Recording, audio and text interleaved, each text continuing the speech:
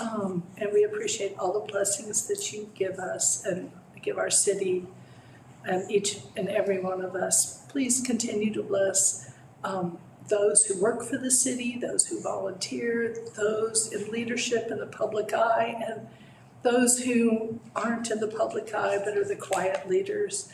Please bless all in our community, particularly those who most need our prayers.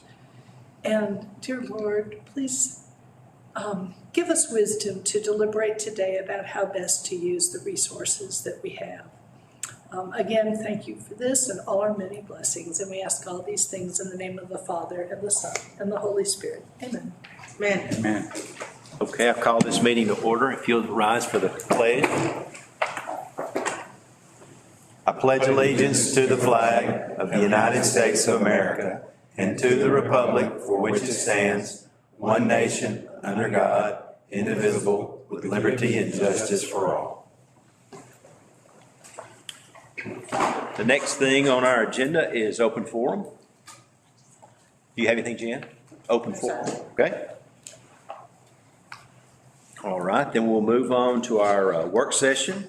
And items included under work session are intended to provide opportunities for City Council to study and discuss various issues and gather and analyze information.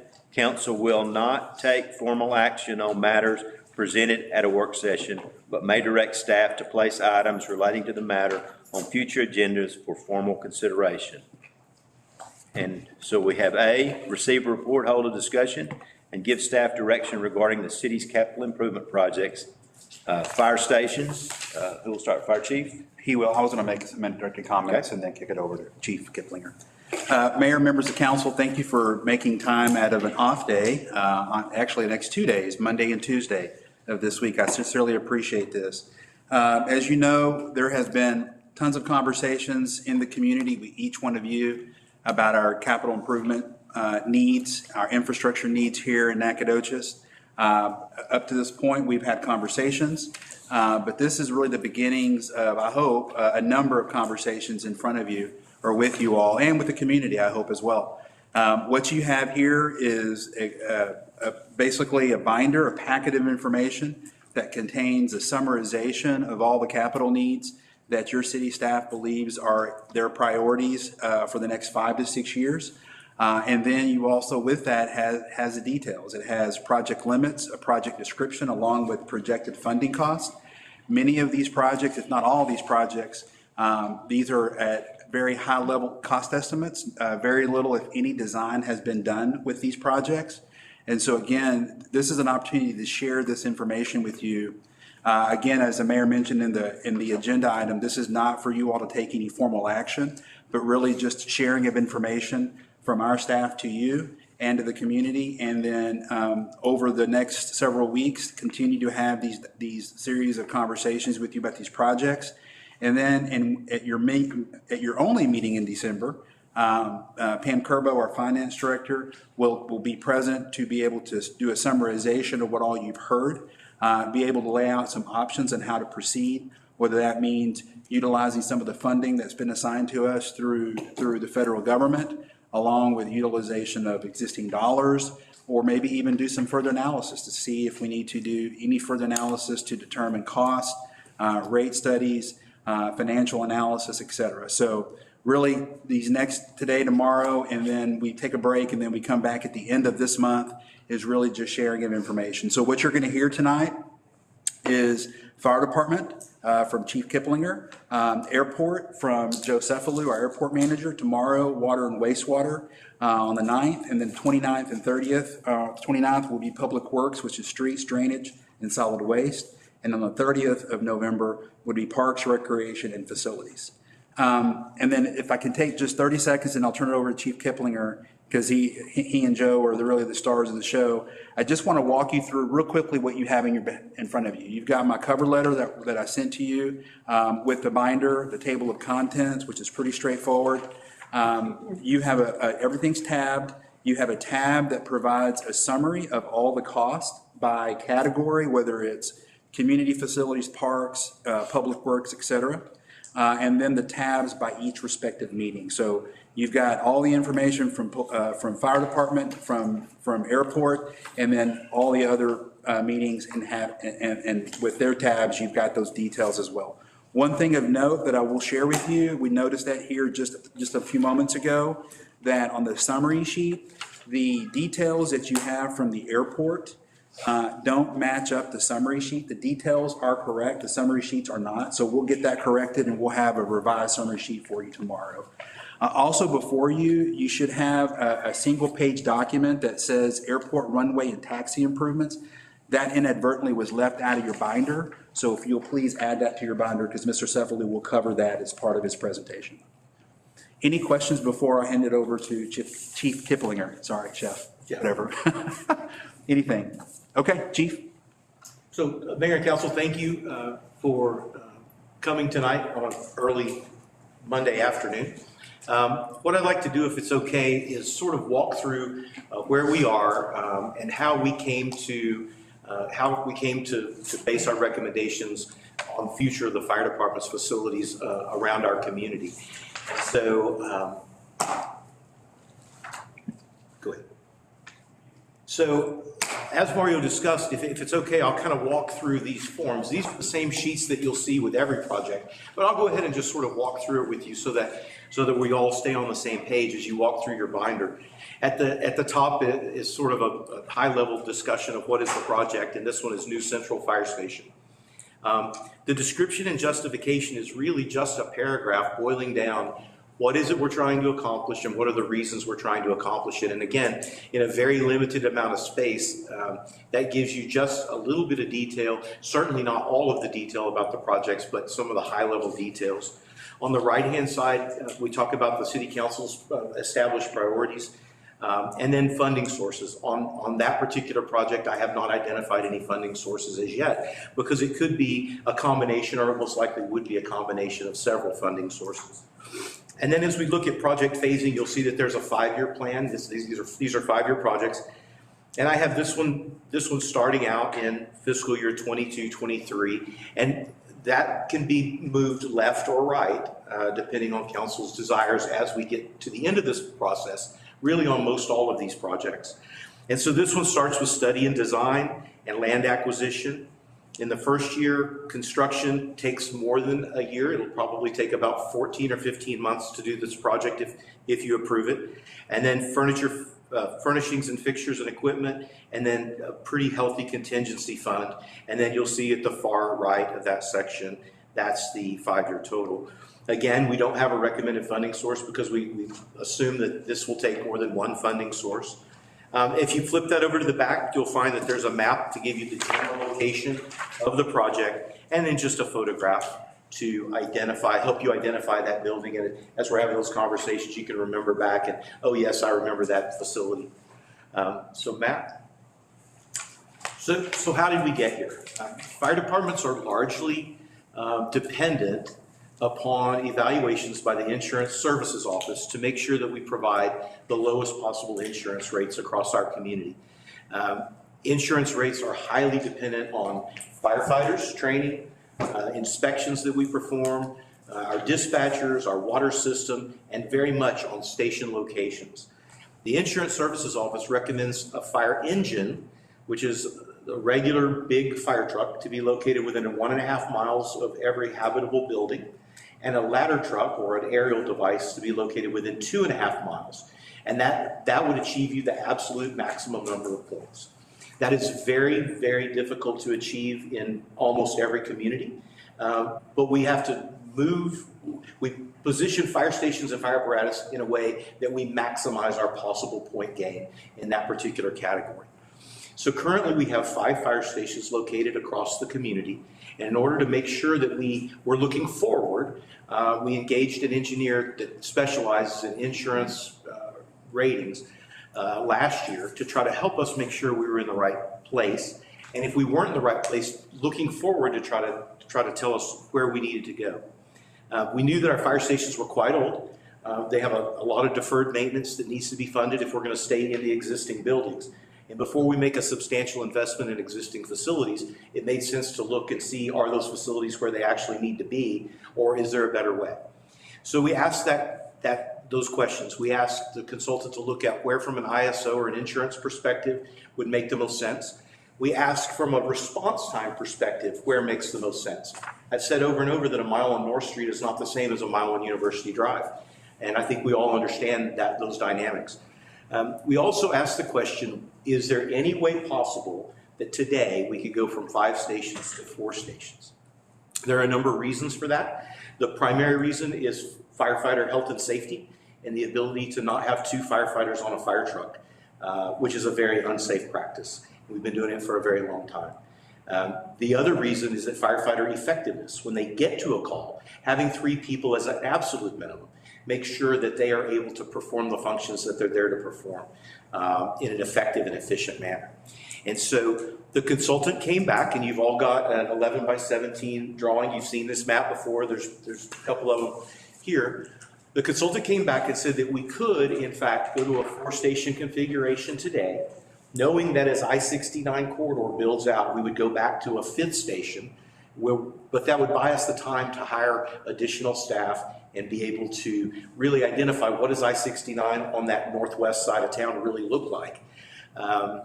And so the location study suggested that if we wanted to move forward, we would move the northwest station, which is Station 1, we would move it north.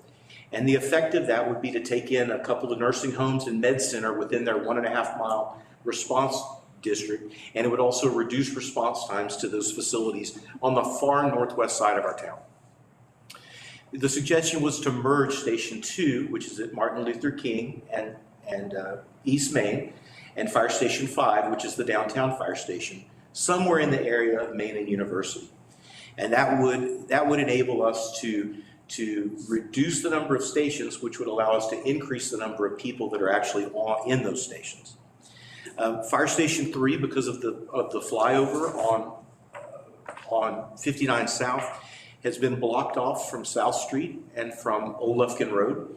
And so moving that station to the north, somewhere around South Fredonia, Highway 7, and the loop would be the optimal location, and would both reduce the response times and would increase the number of buildings that are within the 1.5-mile insurance guidelines.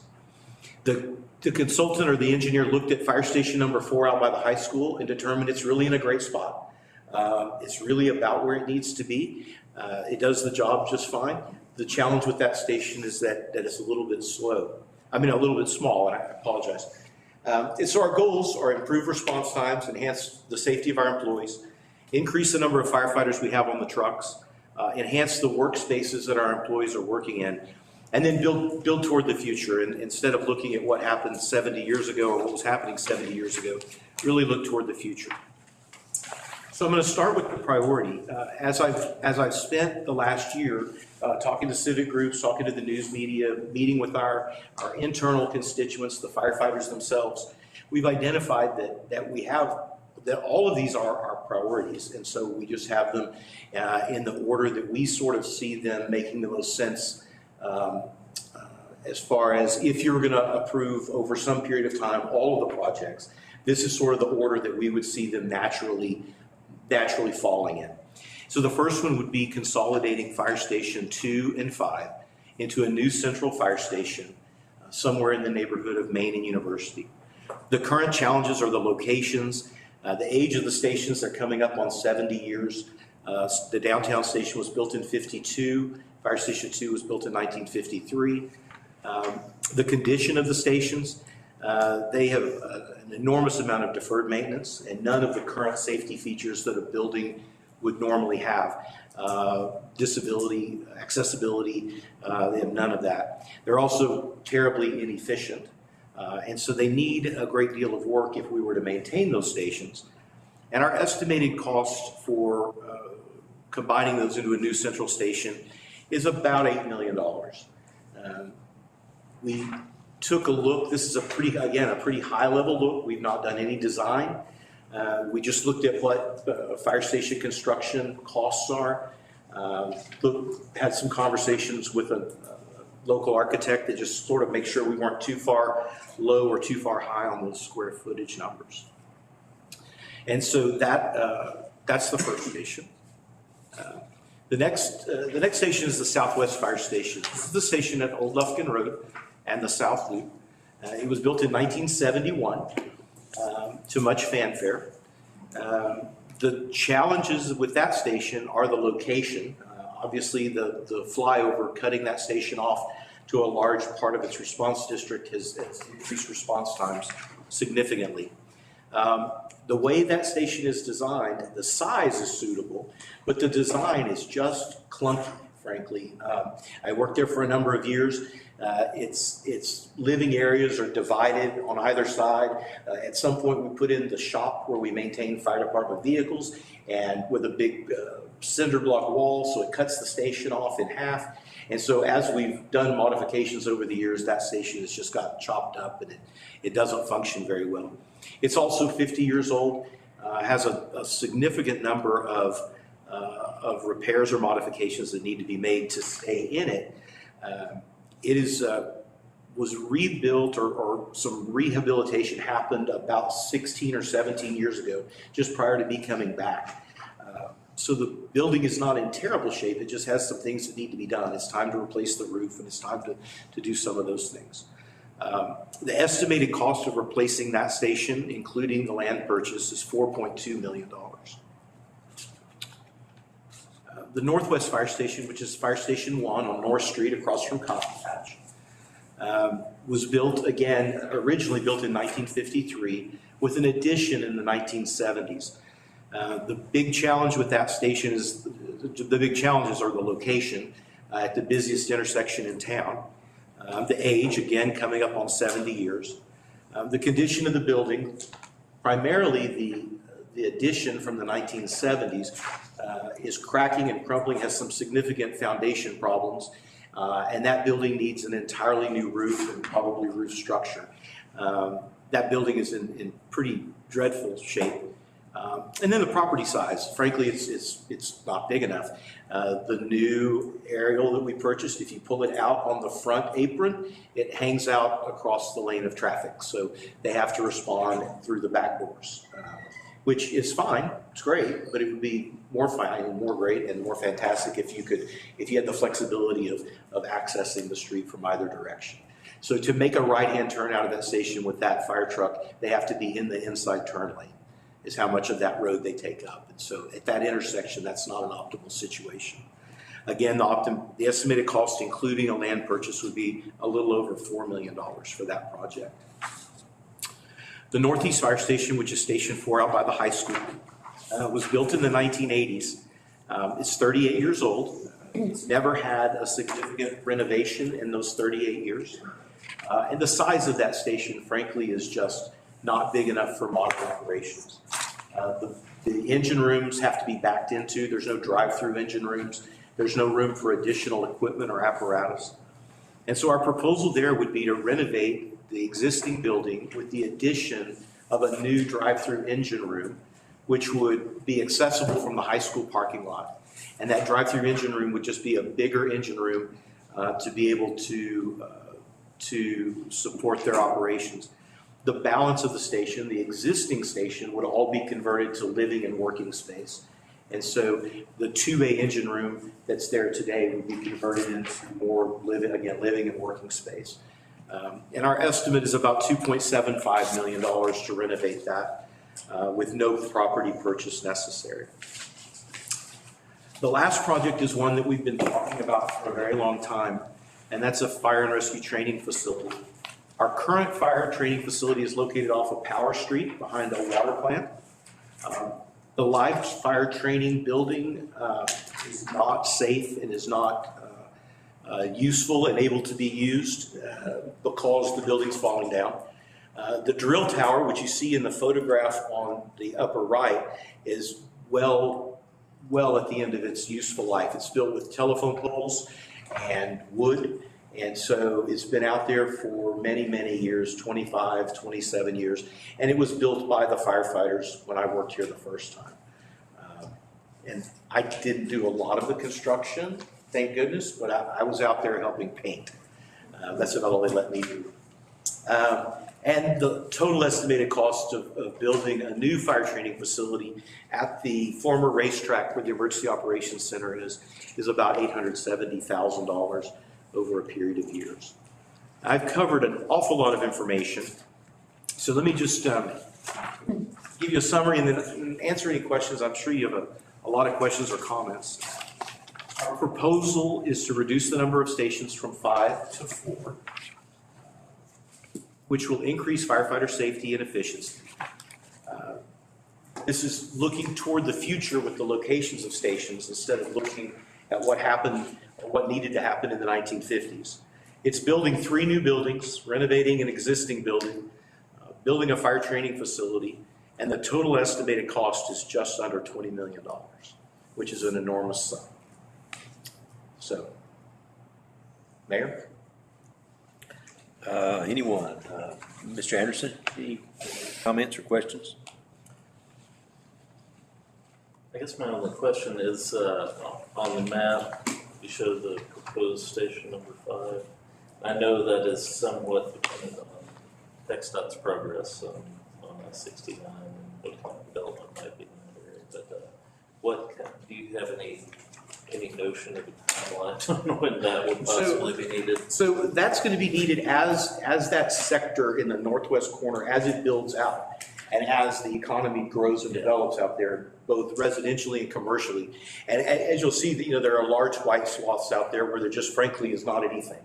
Along Old Tyler Road, and then south here. And so that's probably a better question for Ms. Philpott, when we can expect that to happen. But I would expect that as that starts to build out, the revenue that will come behind that will support that fire station and additional police officers and another dog catcher, or animal control officer, and all those things at the same time. Is there a density target that you kind of look for?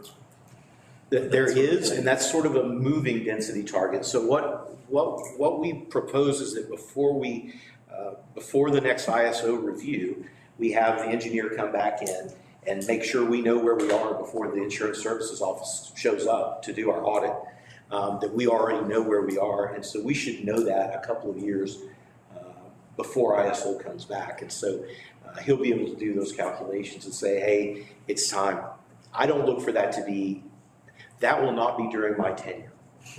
Does that make sense? Yes, absolutely. Jay, I can try to shed light on that. I mean, obviously, we don't know where the progress is going to go, but we do have an idea that it's going in some direction, right? So it's all kind of nebulous. It is. I mean, but as you see on your map on the screen, or even the 11 by 17, you see a lot of that graded area, that grade area there that's outside the city limits. And so what we're experiencing, even in just conceptual discussions with developers, is these developments, they want city services.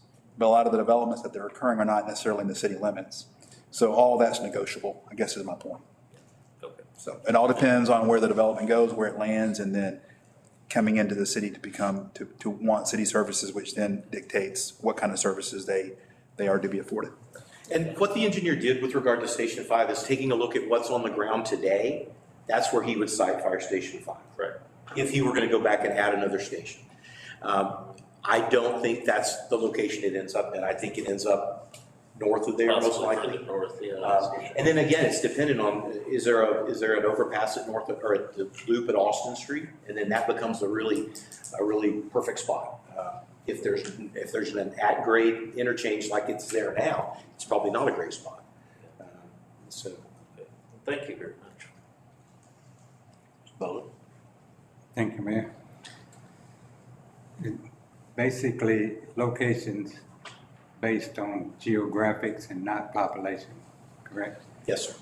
Is any part of it determined by what type of buildings that's in that area?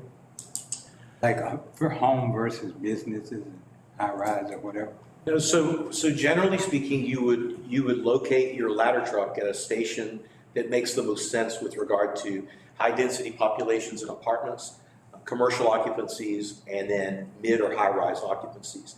And so in a town like this that has one ladder truck, our ladder truck needs to either be located at the proposed central fire station at Maine and University, or at Station 1 where it is today. My proposal would be that if this suite of policy or this suite of proposals is adopted, that when that fire station was built, we would relocate that tower to Main and University, because it's much quicker to get to the university, to all the apartments along University, and all the industry on the South Loop. That would be a more sensible location. The only station that it will fit in is the one that it's in, so. A minute ago, you spoke of response time. Is that response to an actual fire? Is that to an accident, car accident, maybe someone called from home about an illness?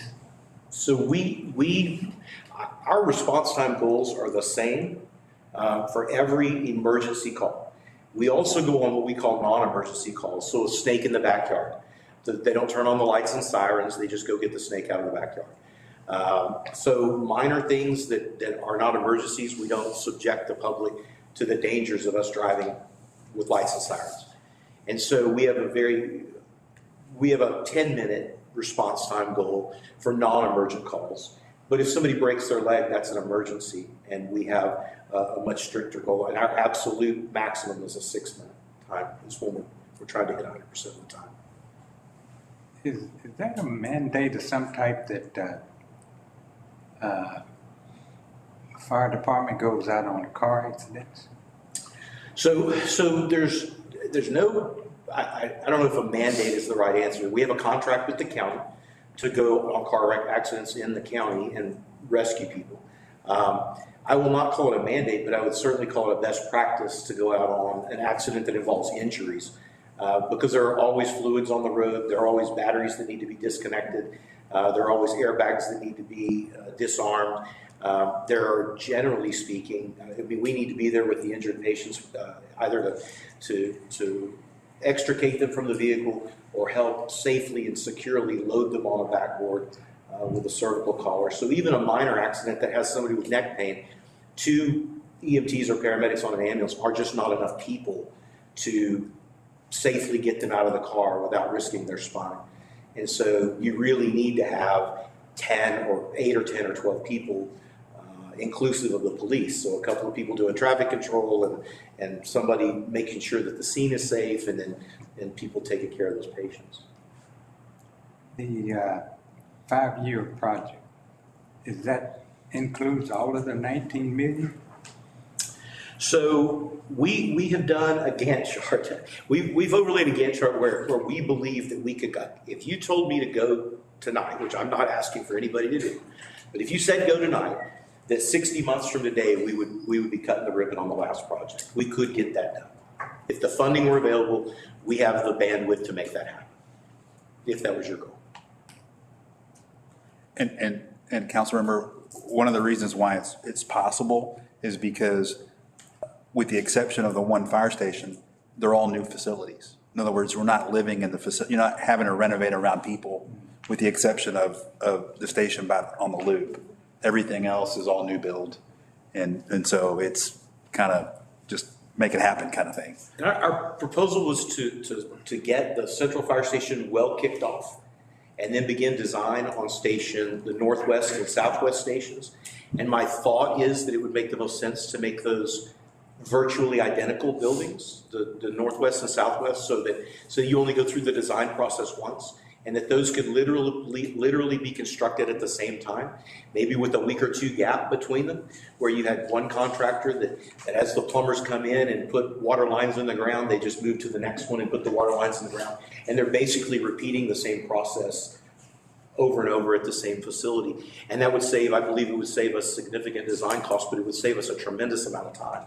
Now, one might be have a limestone front, one might be a brick front, and so that they don't look the same, or something of that nature, whatever council desired. But that was my thought process, is that they largely really need to be about the same building, and for a lot of reasons that makes the most sense. Thank you. Now, do you have the projects in your mind as to which one would be first through 5, et cetera? The Central Fire Station merging Station 2 and 5 at Maine and University would be my first choice, and was unanimously the first choice of the firefighters. not because of anything other than having 3 firefighters on an engine as a minimum every day. So it just absolutely boiled down to their safety and the effectiveness when they got to a call. In the last comment, you mentioned about drive-through for the station out near the high school and going through the school's parking lot. But you said no additional land was required. We would actually be using that parking lot? So we have, so our property obviously abuts theirs, and so my take would be that we would do an interlocal agreement of some kind with the school district for shared use of the driveway. And I have not spoken to the school district about that, but I think we have a relationship that allows something like that to happen. Thank you, Chief. Thank you, Mayor. Ms. Fisher? Yeah, thank you. Thank you, Chief, for that presentation. Following up on Mr. Bolden's question about priorities, I'm assuming that based on your projection of years that the priorities went 1, 2, 3 and kind of followed the presentation. Is that accurate so we spent a lot of time meeting with the fire department, the internal team, all the firefighters, and getting the number of firefighters on an engine to a minimum of 3 every day was really a priority for the employees. And that is, and I get that that's creating the central and merging 2 and 5, but following that first priority, the expansion. So, for example, what I'm asking is, did it go in order? It did. Priority. And so it did, and you could build the second and third project completely separately. You could build them 10 years apart.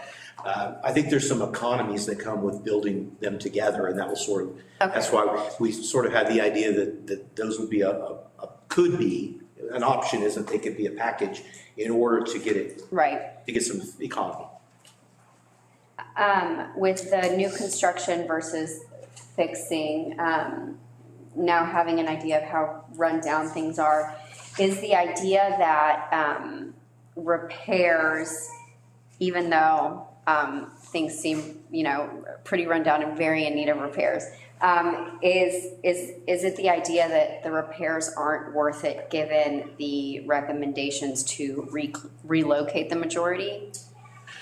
So repair or renovation of the existing buildings is absolutely an option. There's some repairs that just frankly have to be done if we were to do that. The challenge was that they're still not in the right place.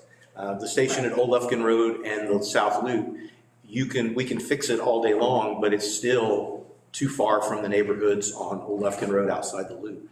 The response time's longer and the travel distance is too far.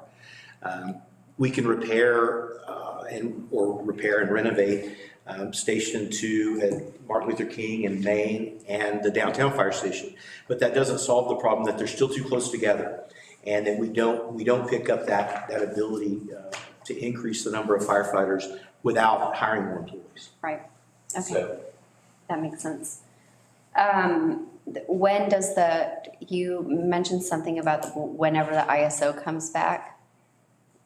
So generally, they generally make it known that they're going to come back every 10 years. Okay. So we have about 7 years left before we have to worry about them reevaluating our fire protection. And then last question, how do you envision the 19 million working out? Is it something that across the span of the next 5 years, the funding, we get funding sources as we go? Do you envision trying to get the bulk of that 19 million early on? What does that look like? So I think that part of this is going to be debt. Certainly selling some bonds or doing some debt financing. I think it's just a big number. It's a big bite to eat. I think there are some pieces of it that can be cash funded. Land acquisition, for example, or things that we could cash fund. Design could be cash funded on the front end to reduce the amount of debt load. I also am cautiously optimistic there may be some fire facility funding in the infrastructure bill and that hasn't completely boiled out yet. And so our demographics and our household income generally make us very good contenders for federal grants in the CDBG realm. And I know that we, for example, we were awarded a fire engine for Fire Station 2 3 or 4 years ago, $500,000, and it was solely based on the demographics and the household income in the community on that southeast side of town. And so if those funds are available, we're a shining star across the nation. And so if some of that money, some matching funds were to come along, then maybe that would even accelerate the speed at which we wanted to tackle some of these projects. So certainly private foundations, Mario and I joked, but naming rights, I'm more than happy to make the Fisher and Fisher law firm fire station. For the Rama. So I think we're really open to whatever we need to do to fund these projects. I believe they're important projects. I believe they're important for our community moving forward, for our safety, and for our health. And I believe that they're important. It's important that our employees have facilities that reflect the way we really feel about them. And currently they do not. Well, and one thing I'll add too is, as the chief mentioned about pursuing grants or naming rights or foundation, I mean, for every dollar we can get, and again, this sounds the way it is, if we can use other people's monies first, if it makes sense, then that just allows us to have funds for other projects. Because again, a $20 million ask is a lot of money. There's no question. And if you debt fund all of this, it doesn't leave a whole lot of room for other things. And so it's all about the balance and trying to be aggressive in those grant opportunities. Obviously with favorable interest rates still at historic lows, it's still very good, but yet there's only so much that anyone can afford. Thank you, Mayor. Thank you. Ms. Bellinger? My only question is just a real specific one. You said that in the southwest where the flyover is going to be, that we've increased response time significantly. What have we increased it from and to? Do you have that? So it's a little hard to say, but what we did is we did some time motion studies, and we actually sent fire engines, staff vehicles. We did it different times of the day, and we averaged between 1 and 1.5 minutes longer. So we did it while the road was still open, and so we left from Station 3 and went to the Oaks, went to 59 South at Spradley, went to those locations, and then we did the same thing driving north on Olufrican Road and coming out onto South Street and driving around. And then we did the same thing coming out onto the Loop and going out to South Fredonia. And what we found is it was about 1 minute to 1.5 minutes longer to those areas on South.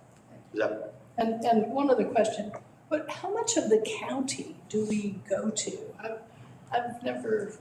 So You've told us that, but I don't. So we do a limited response to every fire of every kind within 2 miles of the city, which is in our 2-mile extraterritorial jurisdiction.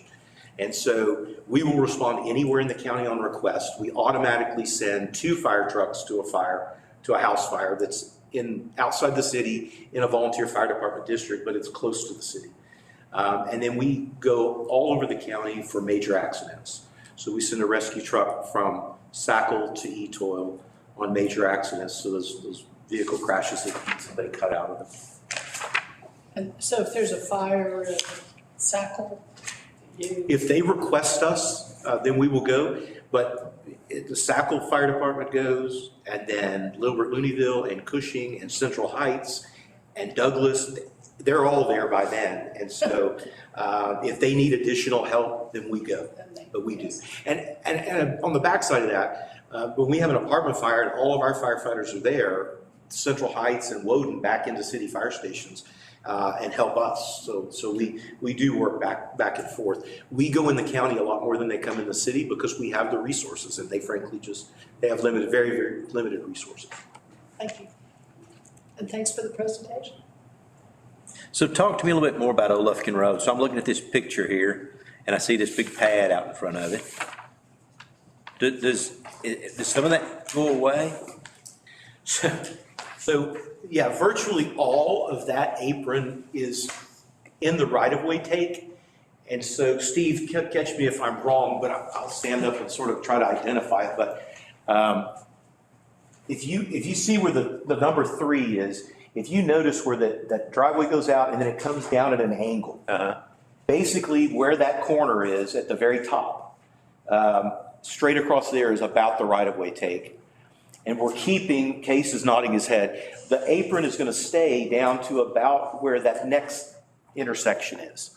Where that angle is? Right, so if you go to the top of that angle is about where the right-of-way line is, so about 12 feet outside the front of the building, Steve? Close to that, yeah. And then it's gonna be in the right-of-way, Texas right-of-way, but we're gonna keep about 20 feet of apron out there, so we'll have enough room to put a fire truck out front. So your path, if you're going to Olufkin Road, would be come out the front? No? I'm sorry, if you're going to Arbor to the Oaks. We're gonna come out the back of the station, turn right on Lufkin Road, and then turn right on the loop at that stop sign instead of. So you won't come out, you won't access it out of No. front of the station? No, and part of the challenge is that district is split evenly north and south. And so they go to Mockingbird Street. That's the fire station that goes to West Seal. And so they've got to be able to respond both directions. So if they came out the front, there's no way to make a left and go back north. But if they come out the back. Oh, so you've got them set up, you've got them aimed that way, I got you. They're actually pointing, yeah, right, they're pointing out the north because that's the only way to be able to respond both north and south. In the years ago, the traffic was different and the traffic flow was different, and we actually ran out the south end of the station, ran out the front. But that's changed 20 years ago, 25 years ago. That station's in an odd place. If you were going to build it today, first of all, you wouldn't build it right there, but you would build it, facing Old Lufkin Road, most likely. Then they could turn left or right. In 1971, the loop was being built at the same time they built that station, I guess, and things looked so differently back then. I know I did. I was 2 when they built that station, so I looked a good bit different. But Yeah, so you come out the back to Olufkin Road, take a right on the loop, go down to 7, go underneath, come back, and then into Arbor Oaks. Yes. Is that's the path, and that's what takes the that's going to be the fastest route. minute and a half longer or whatever it is. Okay. And then for South Street and 59 South responses, it's really about equal going north on Old Lufkin Road and taking a right and going out to South Street. What they avoid if they go to South Fredonia or Highway 7 is that there will be a U-turn, so they'll avoid a lighted intersection and they won't have to go through that lighted jumble of mess. And so I think that once this construction is largely done, the crews that are responding out of there they'll figure out traffic patterns of which way works the best. They're pretty ingenuitive. So at 2 in the morning, they may always go north and go down through the intersection, but at 4 in the afternoon, they may always go to Highway 7. They'll figure out what works best. Okay, thank you for the presentation. Anybody else, any other comments? One last question. Have you all factored in or thought about the potential offsetting of any of the cost with sort of the later phases with the sale of properties on the earlier end? So thank you for asking. I actually have requested a broker's estimate on the properties that we would be moving out of, and I expected it any day, and so within the next week, I think we'll have some kind of an estimate with just some comps to give us an idea. It seems like we would be in the position of being able to sell 4 fairly valuable properties. I would think that there certainly is a great deal of value in what we have sitting on the ground, and if it were marketed appropriately and we found the right buyer with the right project, I think absolutely. Thank you. Before we move on, Chief, can you, if you can remember, I know you've said you've met with people in the community, you've done a number of presentations to various groups. Has there been any feedback, good, bad, or indifferent, about just what's been presented so far? So really the feedback I've gotten is what's going to happen to the downtown fire station? If you move out, what happens? I've heard a lot of feedback from the community about, boy, downtown would be a great place to live, but you crank chainsaws every morning at 7:10, and you block the road. And I keep hearing that on the road. Like, why do they have to toot the horns? And so I've heard a lot of feedback about that, but I think the only concern that I've really heard outside of, there was a council meeting where somebody called in on Zoom, whose great uncle used to work at Fire Station 2 or something of that nature. The only concern I've really heard outside of that is, what are you going to do with the building? Is it going to be another empty building? And my take is, no, it's not going to be an empty building. I don't think it would be empty for very long at all. But obviously, the city has a lot of options with regard to what to do with that building, or you have a lot of options with regard to what you do with your building. I think it would make a fantastic restaurant. And you could call it the Firehouse Steaks or something like that. And I think you could anchor that part of downtown quite nicely. Fire stations tend to be very popular properties to refurbish for their purposes. For a lot of things, right? I mean, I've been to a number. Of course, I'm a fire guy, so if I'm in Albuquerque, I'm going to go to the fire station. It's a restaurant now. And if I'm in Harrisburg, Pennsylvania, I'm going to that one. I'm just going to, I hit those places, and they're always busy, and so there's a lot of options. Thank you, sir. We appreciate it. Thank you for your time. Okay, we'll move on to the airport. Mr. Cephalou. Yeah, he's gonna come up where Chief is. We're gonna break down it. Oh, okay. All right. Just give him a couple of minutes. This is being recorded, right? Yes.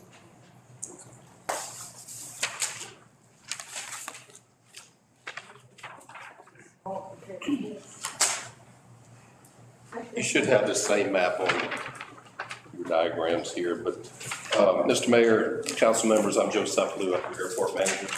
And the previous discussion was about public safety. I think our discussion for improvement of the airport is going to be more in line with economic development.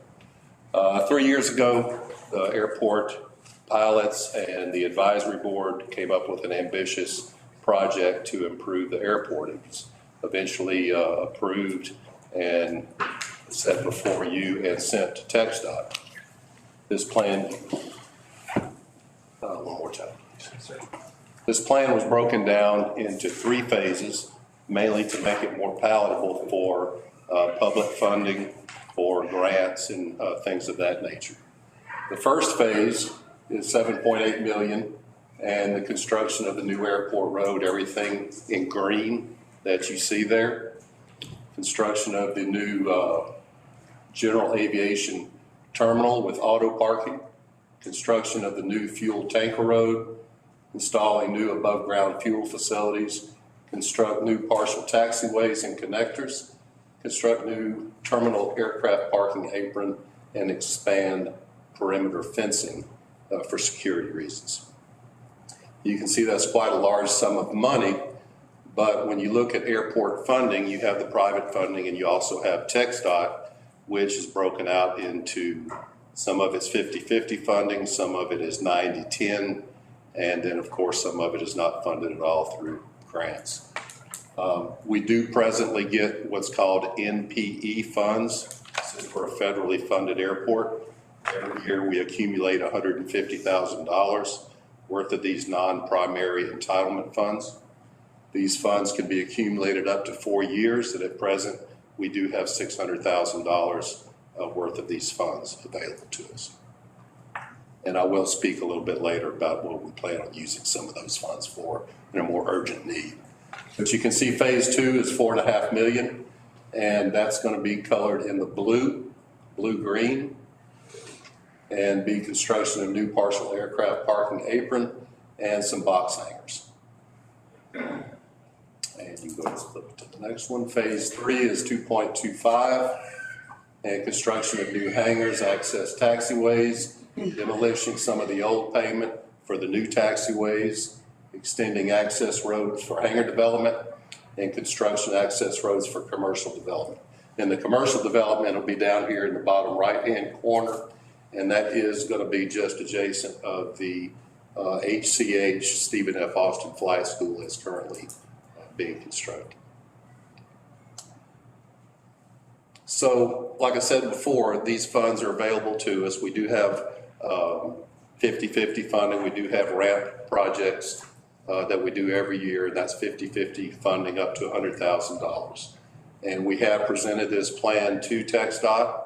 They're evaluating it at this time. That doesn't mean that we can't break some of these phases down into smaller sections that can be funded a little bit more easily. Some local corporations, Elliott's and Bryce, have been very friendly to the airport and continue to donate money to this particular project. They're very excited about this project. We do have large corporations like Walmart that fly into our airport on a regular basis. They are looking for modern facilities like other airports around the country. So this is what we're trying to do with our new terminal area plan. And before I talk about the next part, do we have any questions about that? What does that commercial development do? That would be primarily for non-aviation development, possibility of other businesses coming in. It could also be for other aviation type control surfaces, airplane interior, different things like that, that we could expand our development for. It could be an industrial park. There's different things that we can use that for to help bring business into Nacogdoches. Okay, and so the purpose of having this be a priority for airport expansion and construction in terms of benefiting the airport is what? It's mainly to benefit the city. Okay. And that's what we're looking at right now. The current situation that we have is an old, outdated layout of the airport. Some of the larger jets that come in can't get down to the fueling area. We have to park them far away from where our terminal building is, and we do accommodate them, and we'll go out and try to transport their passengers into their local transportation here in town. But it needs to be better laid out, more parallel to the main runway that we have, because everything that we have now is in this bottom right-hand corner. And what our plan is for the future is to have that side of the airport mainly for the flight school. They've got 3 airplanes now. They've got 1 more on order. They're looking at 2 more possibly on top of that. So there's a lot of activity that's going to be going on in this part of the airport, and we'd like to keep that separate from our corporate people that come in on a regular basis. Yes, sir. You know, the bottom right-hand corner, now that's just for the access to that property, right? Are you talking about the Green Road? Right, Green Road. Yes, sir. That's a new road that we do have a right-of-way secured at this time for that access. If you look right here in this triangle, the city owns that piece of property already. So all we really needed was an easement to come across through there to get to the projected new construction area. So describe in a little more detail, what's the orange block there in the bottom, or backwards C in the bottom right-hand corner with the hashing underneath?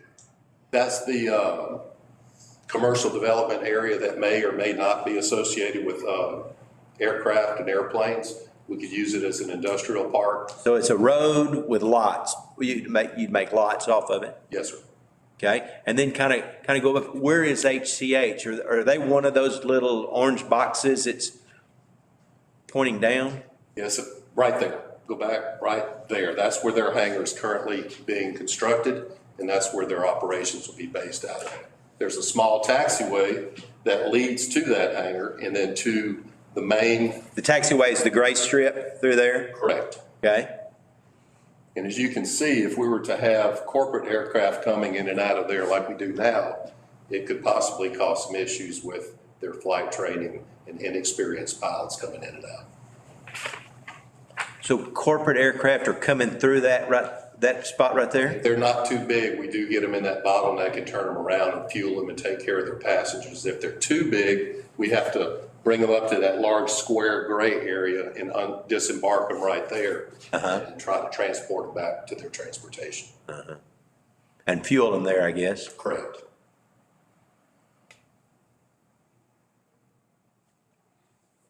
Anybody else, any questions?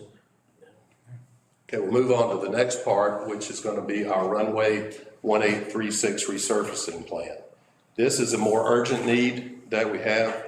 As far as I know, the runway hasn't been resurfaced for probably 15 years or better. I'm not real sure, but it's taken a pounding over the years. You can see the runway markings are old. Some of the black asphalt is coming off. You're starting to be able to see some of the cracks in between the section of the runway. And when it rains, the aircraft, some of the water's puddling, and there's a little bit of hydroplaning going on. If you go to the next slide, please. And a little bit closer look at the runway, you can see more in detail of how worn the airport runway is. You've got aircraft landing there over 100 miles an hour with maximum of 30,000 pound wheel weight. So you can imagine that takes quite a bit of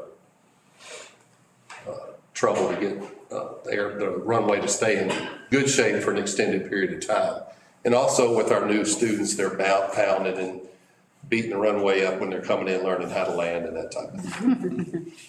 So you can see that, first of all, we're going to have a pavement structural analysis done this year. That's being funded with our ramp funds. That's 50-50.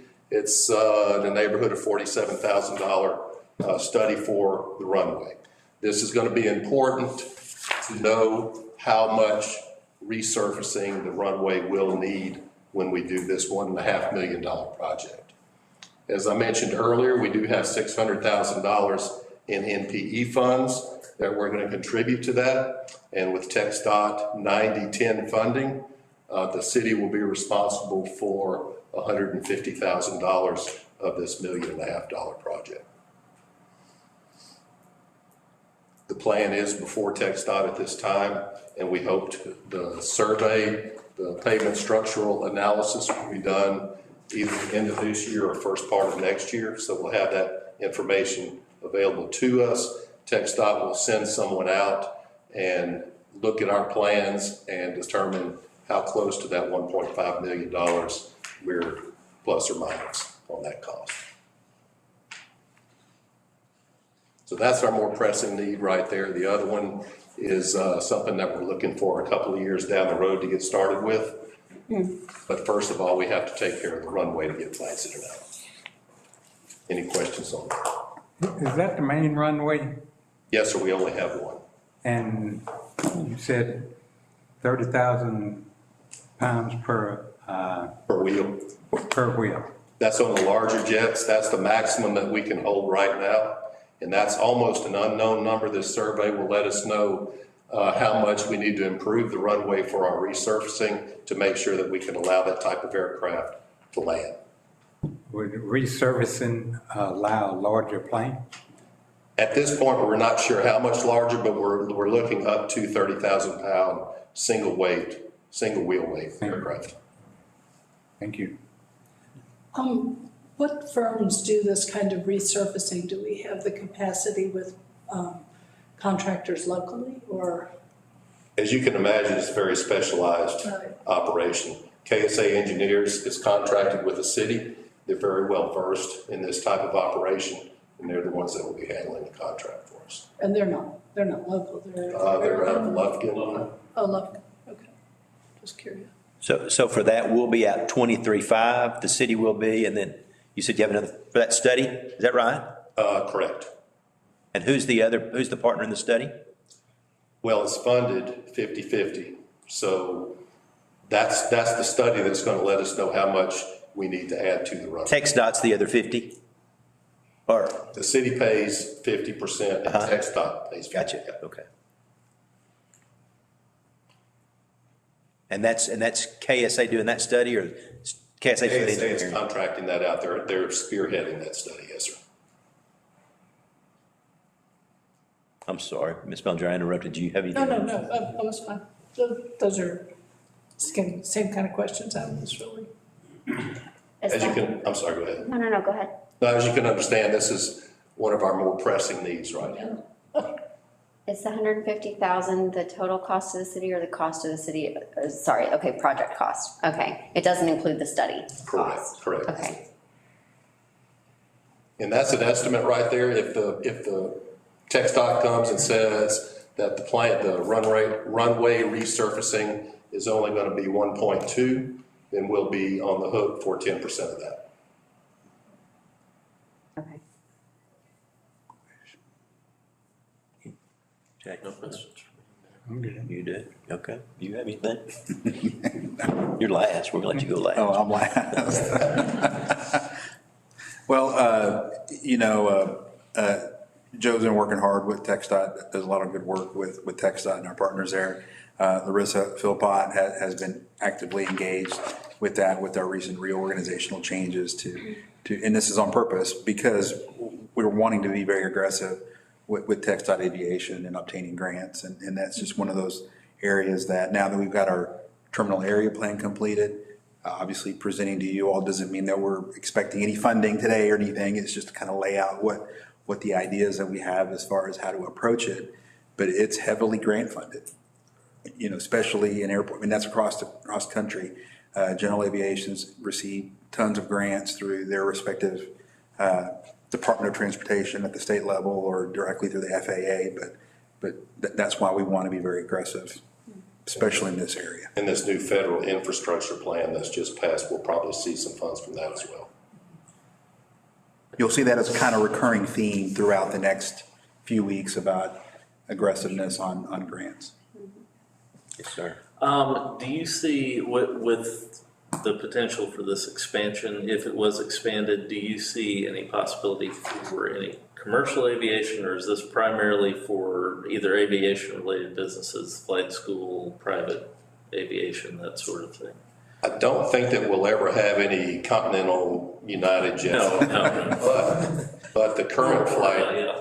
the current flight school is discussing a 135 operation, and that's having a small jet, possibly a twin-engine aircraft that would be hired to take people to Mississippi State, LSU football games, A&M over the weekend, or possibly commuter service to Intercontinental or. Well, I guess charter services, those seem to be growing pretty rapidly right now. That, the new FlexJet, NetJets, we're getting weekly NetJet, FlexJet type aircraft into, and they're getting larger and larger, and the aircraft are becoming more modern, and we need to try to keep up with that. Do you see our potentially being at least sort of a small regional base for a company like that? I do. I'm also trying to entice some of these local UPS and different, they have hubs in different, I think Palestine has one, and we're trying to entice some of them to come in as well. Thank you. Anybody? And commercial bank is going to pick up the tab for the. Well, let's buy the jet and everybody Yep. go for free. Fisher's doing the fire station. Commercial bank is gonna do the jets. Look, we can sweep the runway, though. Sweeping it. I really can't overemphasize the importance to a community. Nowadays, with the larger corporations coming in, they have sites all over the country. They don't drive to them anymore. They come in by air. They may try to visit 3 or 4 sites a day, and we need to be there to accommodate them. All right. Well, we appreciate the report. Thank you for the opportunity. That it? That is it.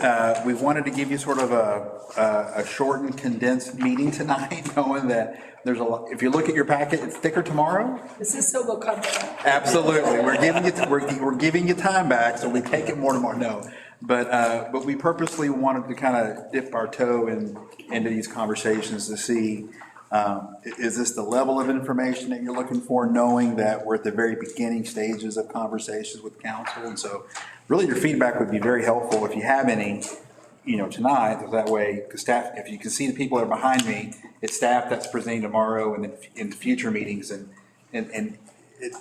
be able to get some feedback would be good.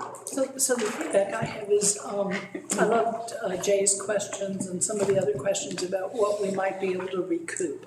And the airport funding was really helpful, how much funding comes from others. So if maybe when we have the presentations, if we can think of, just a best guess. We know nobody knows what infrastructure funding is going to be, but what are normal kinds of things we can expect from a grant, like for parks, and, what's a good guess? Or what are even our hopes to sell the fire station downtown, or that helps. Okay. Just a good guess. You all are the best guessers, or you're better at it than we are. But I'm shocked because you have the experience, so. Well, and we did actually talk about land acquisition or land sales, but we didn't want to be too presumptuous that we're going to just put a building on for sale. And then you start putting a price out there knowing that you have to put any property you sell, you have to put out for seal bid. And so it was just one of those things. We didn't want to show it as a revenue stream and be too presumptuous. So, but your point is well taken. Or even if we want to keep the building and use it for some other city function, just whatever you're thinking about, because you are thinking about it. Oh, we are definitely thinking about it. So share. Okay, sure. Well, and to me, the airport expansion, that possibility has a very clear ROI on that, so, that with fuel sales and hangar leasing and that sort of thing. It is our built-in industrial site. Yeah. So, but as far as the information, I mean, we're going to change out the summary sheet because there was an error. We'll make that change. We'll have a new set tomorrow. But the only thing that's changed is just the airport piece of it. And then as things change, we may ask you to remove a page and insert a new page. We may find an error here or there, but it's a sort of a dynamic document as we evolve through this. But We can probably take the pages out. well, we'll just give it to you. But anyway, that's all I have, Mayor. There's nothing else. We're adjourned. Need my portable gavel. I should have been one of